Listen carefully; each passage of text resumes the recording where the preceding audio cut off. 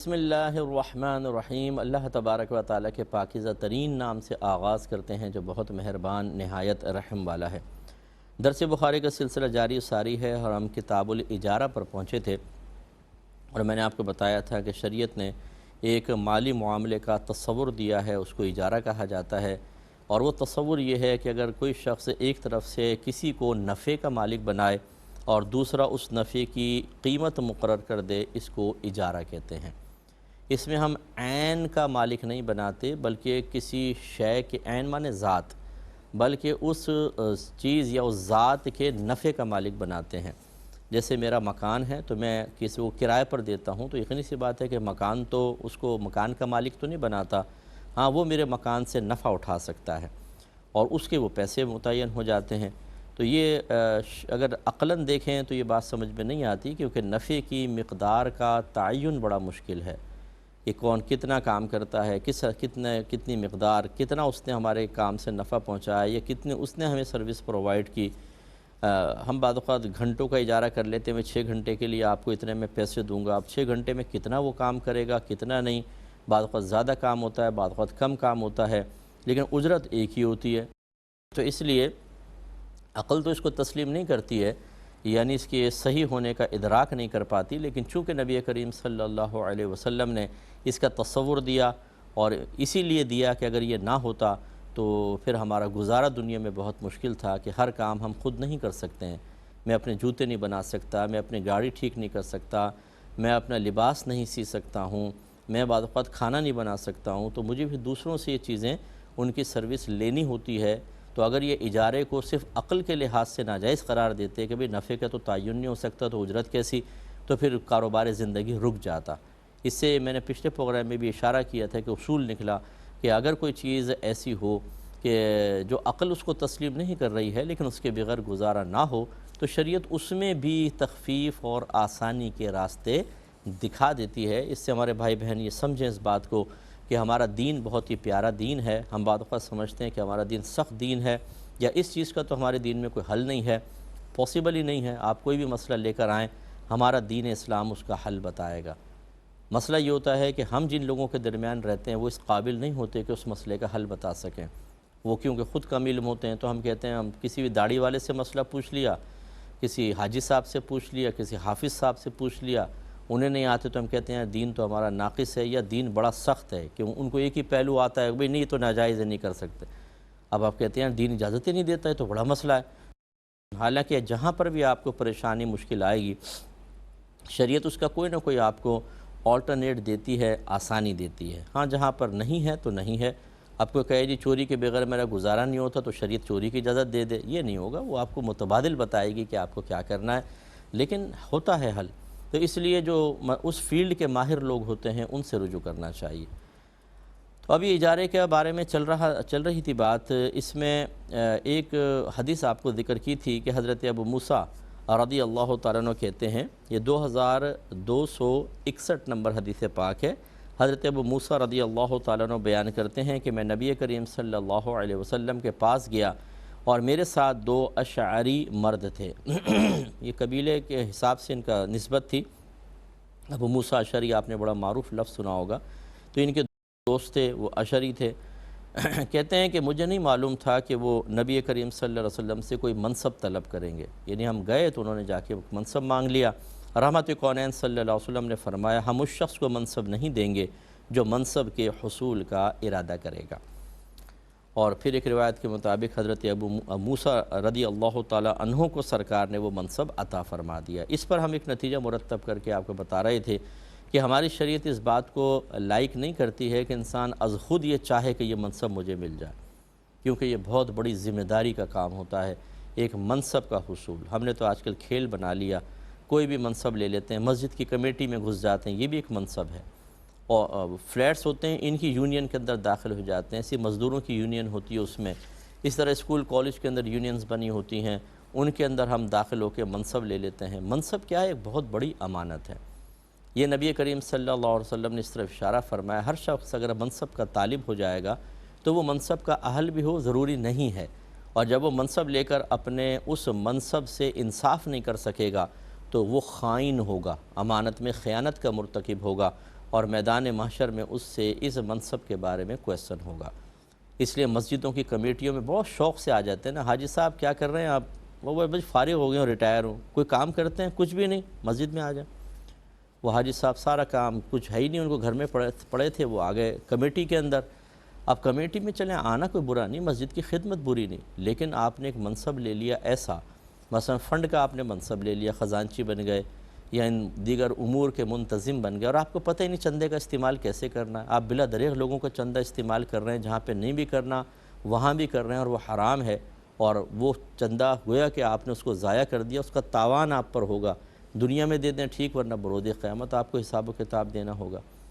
تو بہت ہی کم ایسے کمیٹی والے ہوتے ہیں کہ جو صاحب علم ہوتے ہیں، یا صاحب علم خود نہیں ہے تو جب چندہ وغیرہ استعمال کریں تو کسی اچھے مسند مفتی صاحب سے مشورہ کر لیں، غلط سلط کر رہے ہوتے ہیں۔ ایسی ہم لوگ جی وہ کھچڑے کی دیگ پکانی ہے، 9-10 محرم کو اس کے چندے کر رہے ہوتے ہیں۔ اب وہ آپ نے گویا کہ بھی ایک منصب ہے، ایک ذمہ داری آپ لے لیتے ہیں، اور اس کا فنڈ کا بیجا استعمال ہو رہا ہے۔ اسی طرح اور دیگر چیزوں کے اندر تو کوئی بھی منصب جب انسان لے لیتا ہے اور اس منصب سے انصاف نہیں کرتا تو وہ آخرت میں اپنے لیے وبال کھڑا کر رہا ہے۔ ایک تو یہ حکمت بھی تھی کہ سرکار نے منع فرمایا کہ کوئی منصب کو طلب نہ کرے، کیونکہ اگر طلب کیا سامنے والے نے مروتاً دے دیا اور یہ اہل نہیں تو ہی تو تباہ ہوا۔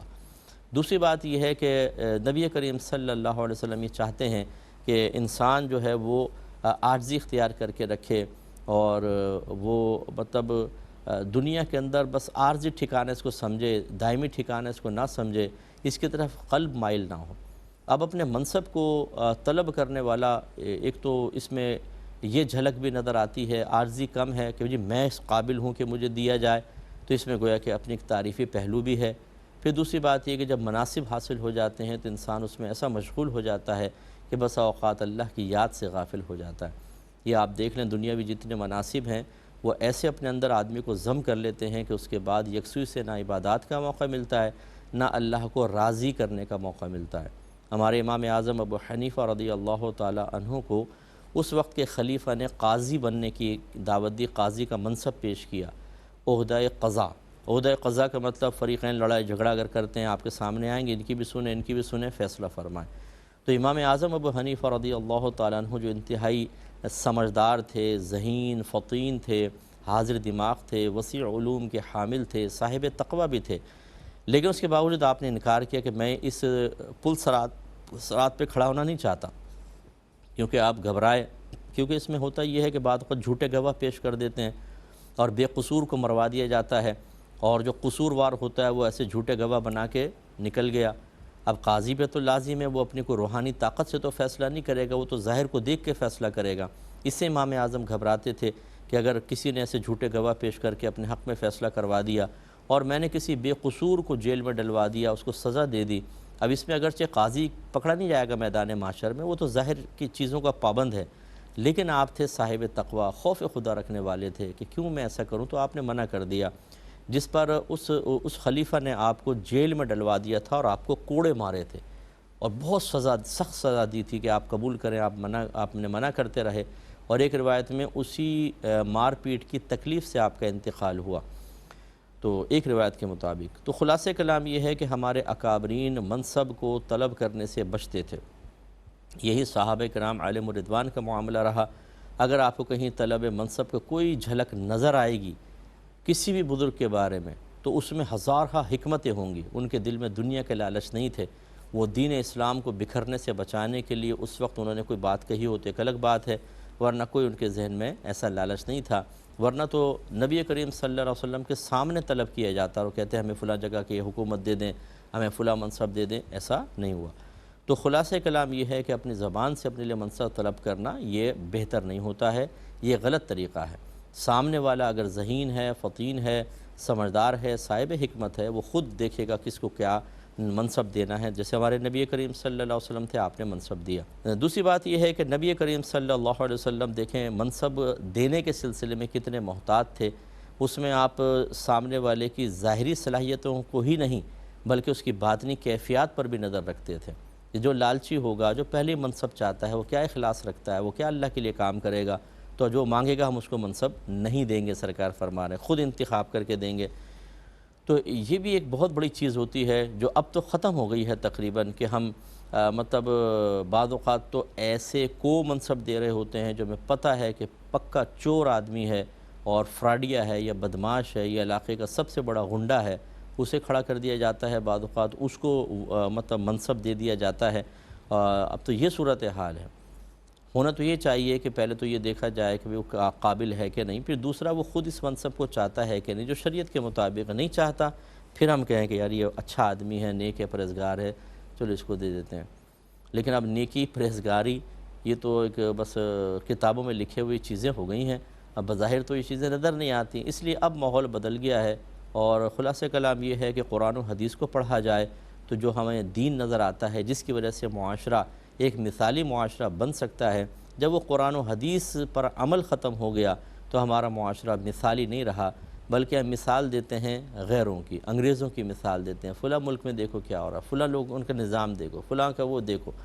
کیونکہ ہم نے قرآن و حدیث کو چھوڑا ہے، ورنہ قرآن و حدیث کو اختیار کریں تو ہم سب سے افضل اور اعلیٰ ہوتے۔ آگے باب قائم کیا ہے، باب رعی الغنم علی قراریط، چند قیرات کی اجرت پر بکریاں چرانے کا باب۔ 2262 نمبر حدیث پاک ہے۔ حضرت ابو ہریرہ رضی اللہ تعالی عنہ کہتے ہیں کہ نبی کریم صلی اللہ علیہ وسلم نے ارشاد فرمایا کہ اللہ تبارک و تعالی نے جس بھی نبی کو بھیجا اس نے بکریاں چرائی ہیں۔ آپ کے اصحاب نے پوچھا یا رسول اللہ صلی اللہ علیہ وسلم کیا آپ نے بھی بکریاں چرائی ہیں؟ آپ نے فرمایا کہ ہاں، میں چند قیرات کے عوض اہل مکہ کی بکریاں چراتا تھا۔ یعنی سرکار صلی اللہ علیہ وسلم نے اپنی بھی سروس پرووائڈ فرمائی اور اس کی اجرت باقاعدہ طے کی، گویا کہ کسب جو رزق حلال کمانا ہے یہ ایک بہت بڑی عبادت ہوتی ہے، اور تمام انبیاء علیہم السلام اسی طریقے سے مختلف کسب کرتے رہیں۔ یہ بھی ایک کچھ سرکار نے کیا، ورنہ تو اصل تو آپ کی تجارت ہی تھی اعلان نبوت سے قبل، لیکن یہ بھی آپ نے کیا۔ اور اس میں جو حکمت ہے وہ یہ رکھی ہے کہ بکریوں کو چرانا جو ہے تھوڑا سا مشکل ہوتا ہے، خصوصاً جنگلوں میں، پہاڑی علاقوں میں، کہ بکریاں عموماً بکھر جاتی ہیں، تو ایک تو ان کی حفاظت کرنی ہوتی ہے، کہیں سے بھیڑیا نہ آ جائے، تو بیدار مغزی چاہیے، ہوشیاری چاہیے۔ دوسرا وہ پھیل جاتی ہیں تو ان کو سمیٹنا، ان کو ایک جگہ لے کر آنا، اور پھر ان کا خیال کرنا، کوئی پیچھے نہ رہ جائے، کوئی گم نہ جائے، یہ چیز تو ایک نبی جو ہوتا ہے یہ گویا کہ جو کار نبوت تھا، نبی کا ایک کام ہوتا ہے، کار نبوت کی ایک تربیت ہوتی ہے اس کے اندر، جو اللہ تبارک و تعالی نے ہر نبی کو اس تربیت سے گزارا ہے۔ تو اس لیے جب ہمیں کوئی منصب ملتا ہے، اگر ہم پہلے مشقت کے عادی نہ ہوں تو وہ منصب سنبھالنا مشکل ہو جاتا ہے۔ جیسے اب آپ کو ایک علاقے کا اگر ایم پی گورنر بنا دیں، علاقے کا چلیں کونسلر ہی بن جائیں آپ، اب اس میں جانا آنا، آج یہ مسئلہ، آج وہ مسئلہ، آج یہاں کی شکایت، وہاں کی، اگر کوئی اس کا عادی نہ ہو تو وہ تو کچھ ہی دن میں ٹائم فش ہو جائے گا، اور یا پھر مطلب وہ خیانت کا مرتکب ہوگا کہ کام چوریاں کرے گا اور وہ اپنے منصب سے انصاف نہیں کر سکے گا۔ اس کے برعکس اگر پہلے وہ 6 مہینے بکریاں چرا لے، ایک مثال دے رہا ہوں، اور وہ مشقت کا عادی ہو جائے کہ بکری وہاں بھاگ رہی ہے، اس کو سمیٹ کے لایا تو وہاں سے نکل گئی، وہاں پہ سرسراہٹ سنی تو ایسا لگا کوئی جانور نہ آ جائے تو وہاں وہ پہنچ گیا دیکھنے کے لیے، اس طرح اس کو ہر لمحہ متحرک ہونا پڑے گا، تو اتنا محنت اور مشقت کا عادی ہو جائے گا، اعصابی لحاظ سے اتنا مضبوط ہو جائے گا، ان عارضی پریشانیوں کو بار بار حل کرنے کی وجہ سے وہ مینٹلی اتنا مضبوط ہو جائے گا کہ پھر اس کو وہ جو ذمہ داری ملے گی اس کو بڑی آسانی سے نبھا سکے گا۔ اس لیے یہ عمومی طور پہ اصول ہے، جس نے کبھی عوام کے درمیان کوئی نہ رہا، جس نے کبھی محنت نہیں کی، جس نے کبھی بسوں ویگنوں میں سفر نہیں کیے، جس نے چنگچی میں کبھی نہیں بیٹھا، جو ٹوٹی پھوٹی سڑکوں پہ نہیں چلا، وہ یہ کہے کہ مجھے ووٹ دو، میں اس علاقے کو لے کے چلوں گا، کبھی بھی نہیں چل سکتا، کیونکہ نہ اس کو غریب کا درد محسوس ہوگا، نہ اس کو ایسی روڈوں پہ چلنے کی مشقت کا بھی تکلیف کا اس کو اندازہ ہے،